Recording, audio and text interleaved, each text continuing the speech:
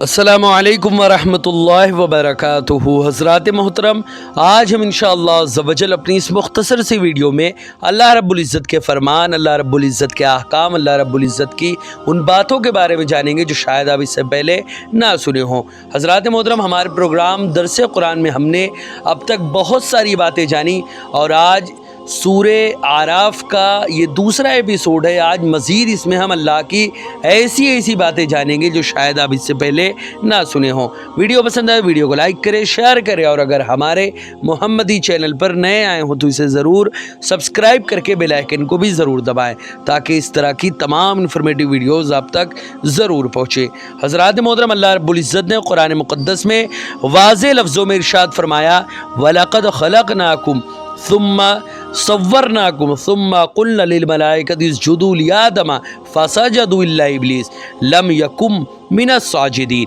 बेशक हमने तुम्हें यानी तुम्हारी असल को पैदा किया, फिर तुम्हारी सूरत गरी की यानी तुम्हारी ज़िंदगी की कीमियाई और हयातियाई इब्तिदा और इर्तिक़ा के मराहिल को आदम अलैहिस्सलाम के वजूद की तश्कील तक मुकम्मल किया। फिर हमने फ़रिश्तों से फरमाया कि आदम को सजदा करो, तो सबने सजदा किया सिवाय इब्लीस के, वो सजदा करने वालों में से ना हुआ।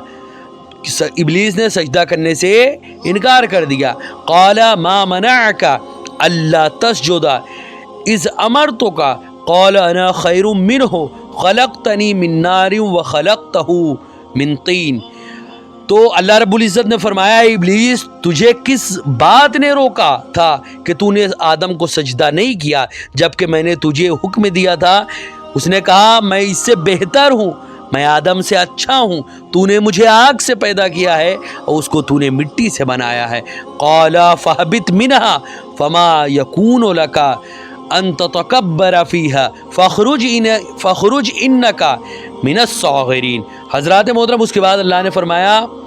बस तू यहाँ से उतर जा, तुझे कोई हक नहीं पहुँचता कि तू यहाँ तकब्बुर करे, बस मेरी बारगाह से निकल जा, बेशक तू ज़लीलो ख़ार लोगों में से है। क़ाला अंज़िरनी इला यौमे युबअसून।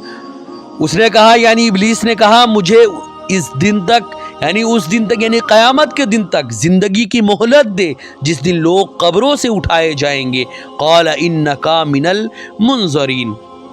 इरशाद हुआ, बेशक तू मोहलत दिए जाने वालों में से है, तुझे मोहलत दी जाती है। क़ाला फ़बिमा अग़वैतनी लाक़उदन्ना लहुम सिरातकल मुस्तक़ीम।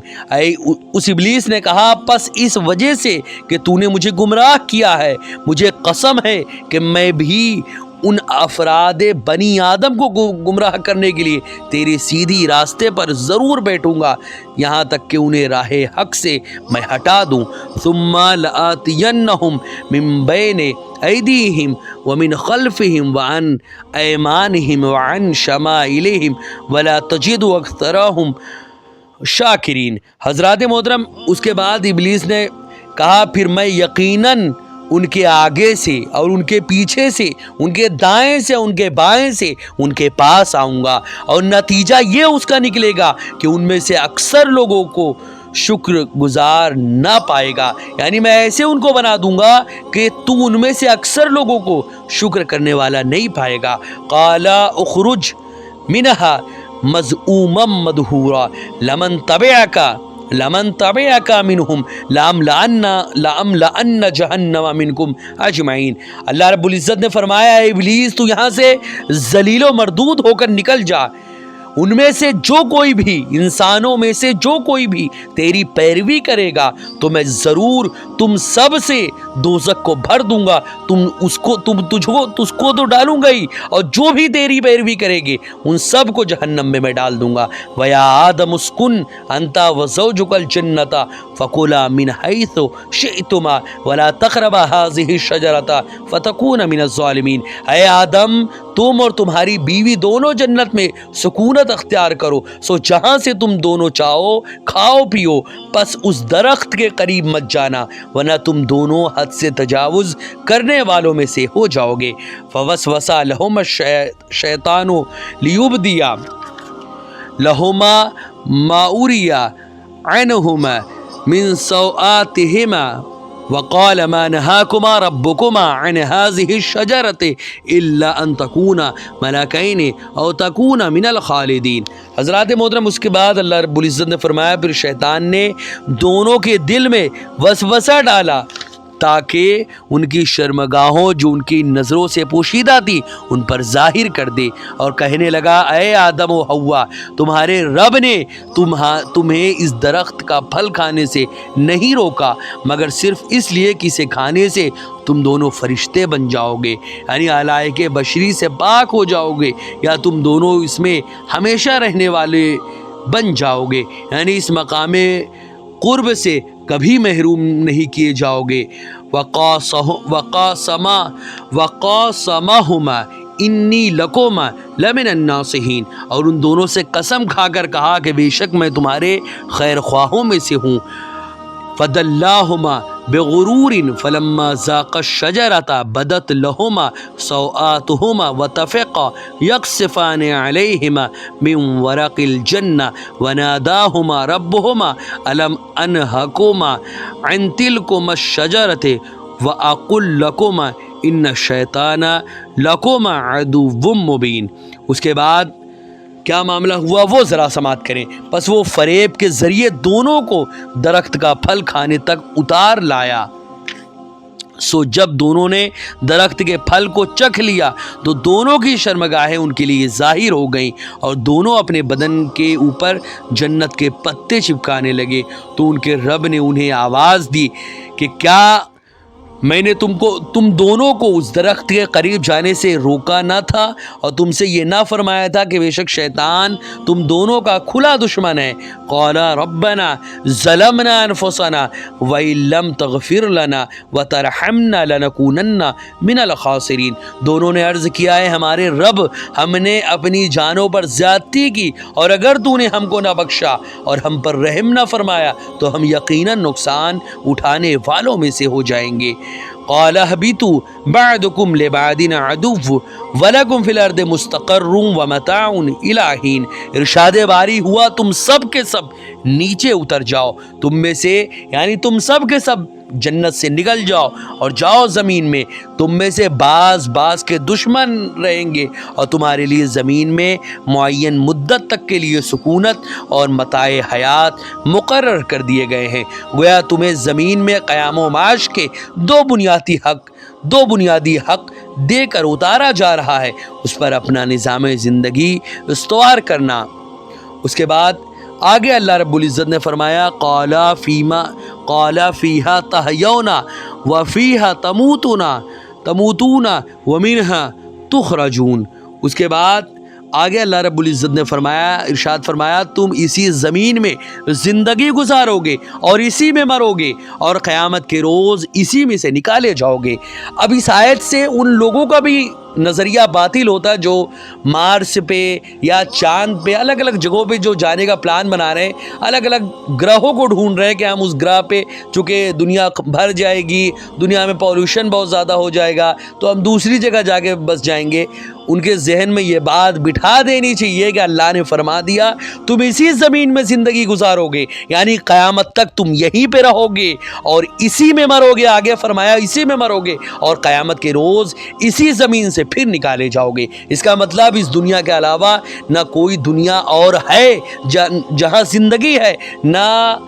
کوئی دنیا قیامت تک ملے گی جہاں پہ انسان یہاں سے جا کر بس سکے۔ یہ دنیا ہی ہے جہاں پر انسانوں کا گھر ہے اور یہیں رہیں گے قیامت تک اور یہیں سے پھر وہ اللہ کی بارگاہ میں اٹھائے جائیں گے۔ ایسا نہیں کہ کہیں دوسری دنیا مارس پہ یا پھر مون پہ یا کہیں اور دوسرے گرہ ان کو ٹائٹن وغیرہ یا کہیں پر بھی جانے کا جو ارادہ بنا رہے ہیں کہیں پر نہیں جا پائیں گے۔ بلا وجہ وہ پیسہ ضائع کر رہے ہیں، بلا وجہ وہ اپنا ٹائم پاس کر رہے ہیں، کرنے دے، آخر کار ان کو یہی ایکسیپٹ کرنا پڑے گا یہی دنیا ہے جہاں ہمیں رہنا ہے، اس کو صحیح کرنا ہے، اس کے پولوشن کو ہمیں دور کرنا ہے اور اسی کو ہمیں صاف ستھری اور ایک رہنے لائق دنیا بنانا ہے۔ حضرات محترم، یہ چند باتیں تھیں انشاءاللہ عز و جل۔ اب ہم انشاءاللہ عز و جل اس کی ایکسپلینیشن اور اس کی تشریح کے بارے میں جانیں گے کہ آخر اللہ رب العزت نے ان آیتوں میں ہم سے کیا فرمایا ہے۔ حضرات محترم، مذکورہ آیات میں اللہ رب العزت نے فرمایا اور ہم نے تم کو پیدا کیا، پھر تمہاری صورت بنائی، پھر ہم نے فرشتوں سے کہا کہ آدم کو سجدہ کرو، تو ابلیس کے سوا سب نے سجدہ کیا اور وہ سجدہ کرنے والوں میں شامل نہ ہوا۔ حضرات محترم، آیات سابقہ سے اس کی مناسبت یہ ہے کہ اس سے پہلی آیت میں اللہ نے انسانوں پر اپنی اس نعمت کا ذکر فرمایا تھا کہ اس نے انسانوں کو زمین میں بسایا اور ان کو اسباب زیست فراہم کیے، اور اس آیت میں ان پر اپنی ایک اور نعمت کا ذکر فرمایا اور اس میں انسان کی تخلیق کی ابتدا کا ذکر فرمایا ہے کہ اس نے انسانوں کے باپ حضرت آدم علیہ السلام کو پیدا فرمایا اور انہیں مسجود ملائکہ بنایا، اور باپ پر جو انعام کیا جاتا ہے وہ بیٹے پر انعام کے قائم مقام ہوتا ہے، کیونکہ باپ کا شرف اور اس کا بلند مقام بیٹے کے لیے باعث فخر ہوتا ہے، اور اس سے منشا یہ ہے کہ جب اللہ تعالیٰ نے انسانوں کو اس قدر انعامات سے نوازا ہے تو پھر ان کا ایمان نہ لانا اور کفر پر ڈٹے رہنا اللہ تعالیٰ کی ناشکری اور اس کے احسان کو بھولا دینا ہے، جیسا کہ اللہ تعالیٰ نے اس آیت میں اس پر تنبیہ فرمائی ہے کہ تم اللہ کے ساتھ کس طرح کفر کرتے ہو، حالانکہ تم بے جان تھے تو اس نے تم میں جان ڈالی، پھر وہ تمہاری جان نکالتا، پھر تمہیں وہ زندہ کرے گا۔ حضرات محترم، اب یہاں پر اس آیت میں فرمایا ہے کہ ہم نے تم کو پیدا کیا، پھر تمہاری صورت بنائی، پھر ہم نے فرشتوں سے کہا آدم کو سجدہ کرو۔ اس سے بظاہر یہ معلوم ہوتا ہے کہ اللہ تعالیٰ نے پہلے ہم کو پیدا کیا، پھر حضرت آدم علیہ السلام کو فرشتوں سے سجدہ کرا، حالانکہ سب سے پہلے اللہ تعالیٰ نے حضرت آدم علیہ السلام کو پیدا کیا، ان کو مسجود ملائکہ بنایا، ان کے بعد ان کی نسل سے ہم کو پیدا فرمایا۔ تو اس اعتراض کا جواب یہ ہے، اس آیت میں ہم نے تم کو پیدا کیا، اس سے مراد ہے کہ ہم نے تمہارے باپ آدم علیہ السلام کو پیدا کیا اور ہم نے تمہارے باپ حضرت آدم علیہ السلام کی صورت بنائی۔ حضرات محترم، اسی طرح حضرت آدم علیہ السلام کے سوانے کے بعض اہم واقعات کہ آخر کیسے کیسے حضرت آدم علیہ السلام کو پیدا کیا گیا اور اس کے بعد ان کو بسایا گیا جنت میں، اور پھر جنت سے ان کو کیسے نکالا گیا، ذرا وہ بھی سماعت کرے۔ اللہ تعالیٰ نے قرآن مجید میں حضرت آدم علیہ السلام اور ابلیس لعین کا قصہ 7 صورتوں میں ذکر فرمایا،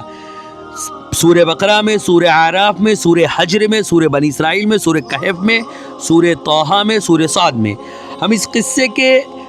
مباحث کی تفسیر اور تفصیل سورہ بقرہ میں بیان کر چکے ہیں، یہاں پر ہم بعض امور کو بیان کریں گے جن کا وہاں ہم نے ذکر نہیں کیا تھا۔ یہاں پر ہم احادیث اور آثار کی روشنی میں حضرت آدم علیہ السلام کی سوانے بیان کر رہے ہیں۔ حضرت آدم علیہ السلام کے مرحلہ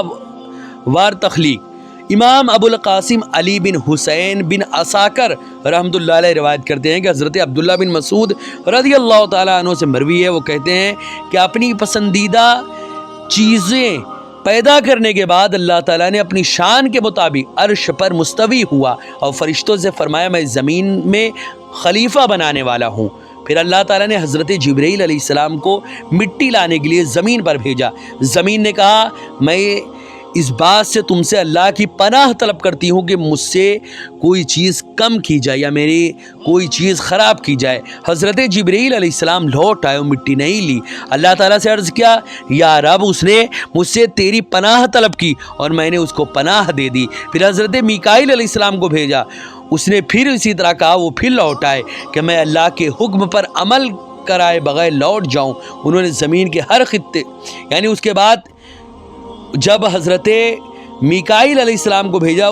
پھر اسی طرح کہا، وہ پھر لوٹ آئے۔ پھر حضرت اسرائیل علیہ السلام کو بھیجا، اس نے ان سے بھی اللہ کی پناہ طلب کی۔ انہوں نے کہا میں اس بات سے اللہ کی پناہ طلب کرتا ہوں کہ میں اللہ کے حکم پر عمل کرائے بغیر لوٹ جاؤں۔ انہوں نے زمین کے ہر خطے سے مٹی لے کر جمع کی اور اس کو خلط ملط کر دیا، اس میں سرخ مٹی بھی تھی اور سفید بھی۔ یہی وجہ ہے کہ بنی آدم یعنی آدم کی اولاد مختلف رنگ کے ہوتے ہیں، کوئی کالا ہے، کوئی گورا ہے، کوئی گیہواں کلر کا ہے، کوئی سرخ رنگت کا ہے، کوئی کالی رنگت کا ہے، مختلف رنگ کے موجود، کیونکہ مختلف قسم کی مٹی سے حضرت آدم علیہ السلام کو بنایا گیا تھا۔ پھر اس کے بعد جب تمام کے تمام مٹیوں کو لایا گیا، مختلف رنگ اس میں تھے، وہ اس مٹی کو لے کر اوپر چڑھے اور اس کو گیلا کر دیا، پھر اس گوندھی ہوئی مٹی کو پڑا رہنے دیا حتیٰ کہ وہ سڑ گئی، جیسے کہ اس ارشاد باری تعالیٰ میں ہے وَلَقَدْ خَلَقْنَا الْإِنسَانَ مِنْ صَلْصَالٍ مِنْ حَمَإٍ مَسْنُونٍ، اور بے شک ہم نے انسان کو بجتی ہوئی خشک مٹی سے بنایا جو پہلے سیاہ بدبودار گارا تھی۔ اللہ تعالیٰ نے حضرت آدم کو اپنے ہاتھوں سے بنایا، اور پھر اس کے بعد آخر کون کون سے مرحلے آئیں، یہ ہم انشاءاللہ عز و جل مفصل طور پر کسی ویڈیو میں بیان کریں گے کہ اللہ رب العزت نے حضرت آدم علیہ السلام کو بنایا، پھر اس کے بعد پوری دنیا میں انسانیت کی شروعات ہوئی، اس میں ہم یہ بھی بیان کریں گے آدی مانو کا جو کانسیپٹ ہے وہ آخر صحیح ہے کہ نہیں، بگ بینگ کی تھیوری کیا ہے، یا پھر